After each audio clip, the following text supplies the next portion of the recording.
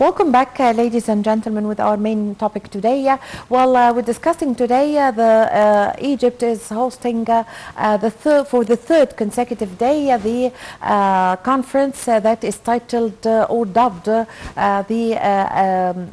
Tale of a Homeland, or a Story of the Nation, under the title Between Vision and Achievements Conference 2023, that is held in the new administrative capital with the attendance of President Abdel Fattah al-Sisi and a number of Egyptian ministers, during which the President and the Egyptian ministers reviews the national mega projects that are taking place in Egypt.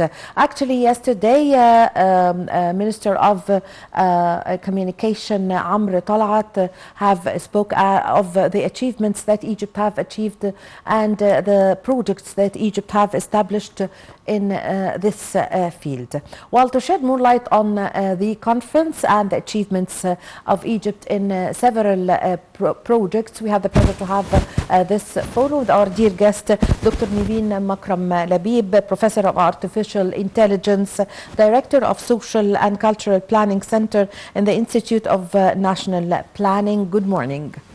Good morning. Well, Dr. Makram, let's first start with the first question, the importance of digital transformation and the great leap that Egypt have achieved in this field since President Abdel Fattah al-Sisi came to office. Actually, since the President Abdel Fattah al-Sisi started 9 years ago, he was also focusing on the digital transformation, the digitalization, and the AI, the artificial intelligence field. So yesterday, the Minister of Telecommunications was talking about the national strategy that Egypt implemented over the 9 years. He talked about how we started with the data, because when we started working on this field, we found that we had no actual good data, as we say.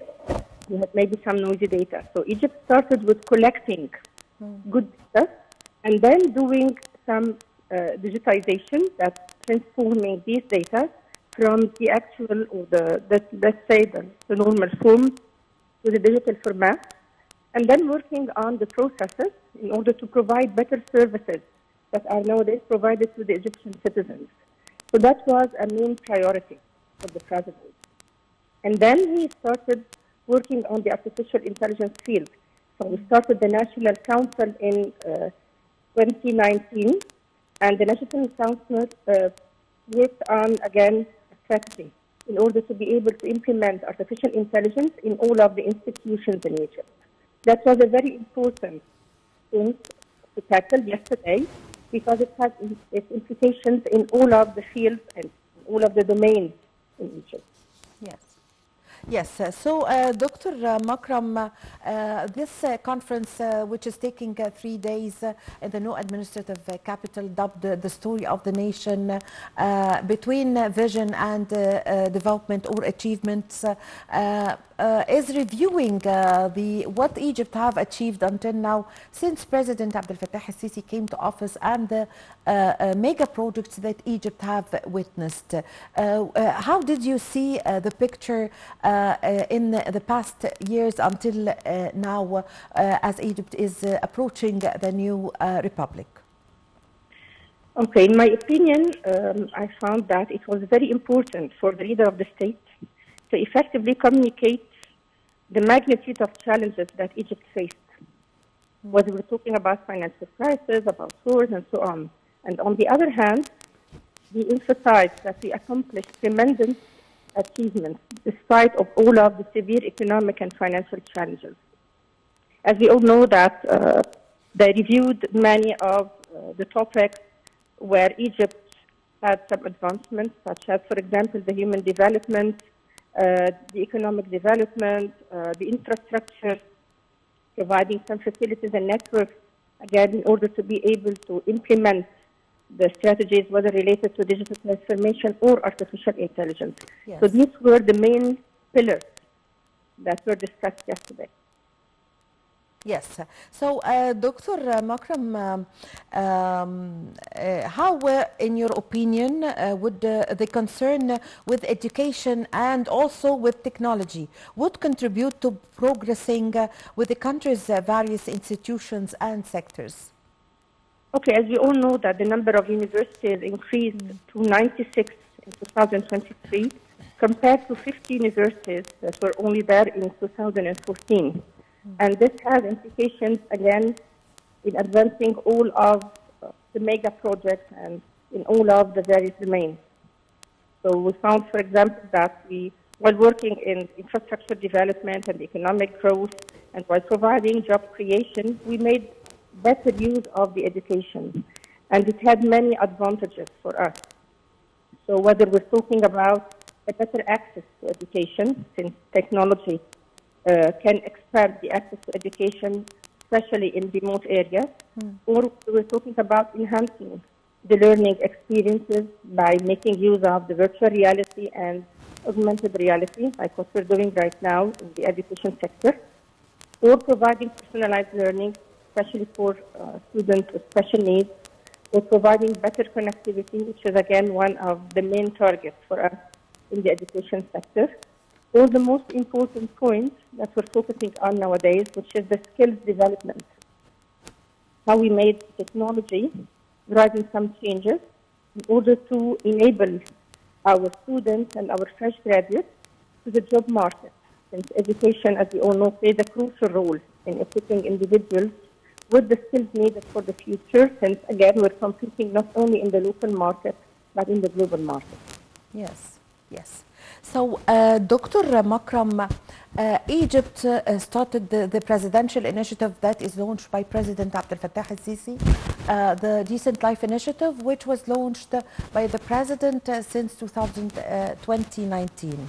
So, this is covering all the governorates.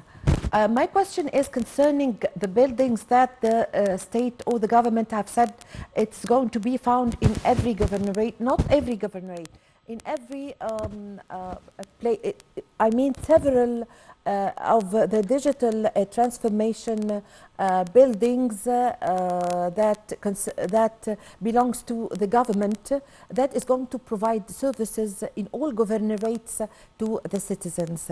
So give us an idea about this, the coordination between the MENT institutes and the state, and also with the Ministry of Communication. Again, we're talking about a comprehensive view, Yes. and that's what a main target, having an integrated system. So we started by having, let's say, one big database that has all of the data related to Egypt, and then starting to work on the processes in order to be able, as I just mentioned, to provide, let's say, electronic and better services that will make citizens' lives, let's say, easier whenever they deal when they deal with any governmental entity. So we started with this comprehensive view, providing all of the services to different governorates.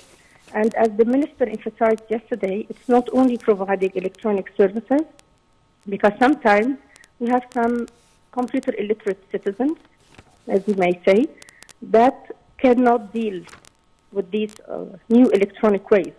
So the government provided a parallel way to dealing with these services by providing a hotline.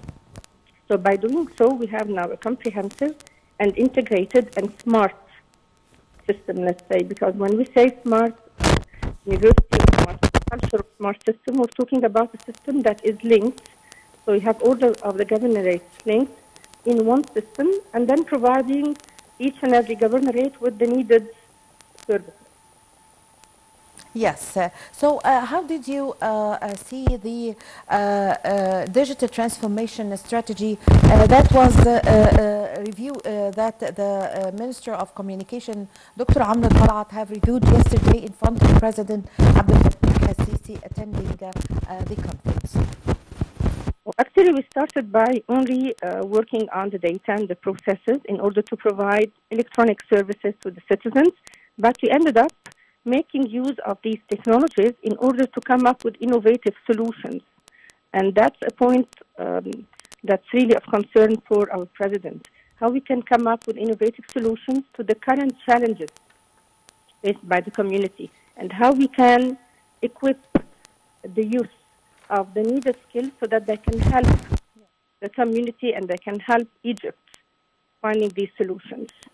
I guess that's a main target and a main advantage for the advancements in all of the fields and for the use of the technologies. If we're talking about emerging technologies, then we're talking about how can we embed these technologies and benefit of these technologies for the community. Yes, I thank you very much for your time. Thank you also for your valuable information. Dr. Nevine Makram Labib, Professor of Artificial Intelligence, Director of Social and Cultural Planning Center in the Institute of National Planning. Thank you very much for joining us over the phone. Well, on the sidelines of the second day sessions of the Story of a Nation Between Vision and Achievements conference, Nile TV's correspondent Rana El Assas held an interview with the Minister of Planning, Dr. Hala El Said. We are going to watch it now. A very good day, Dr. Hala Said, Minister of Planning and Economic Development. It's our utmost pleasure to have you in today's very important conference, which is, of course, the nation's story. Dr. Hala Said, yesterday you played a very, very important role in this conference, and you were one of the main figures that gave a speech, a very important speech about the achievements, about housing and planning. Could you tell us more today, please? Thank you very much.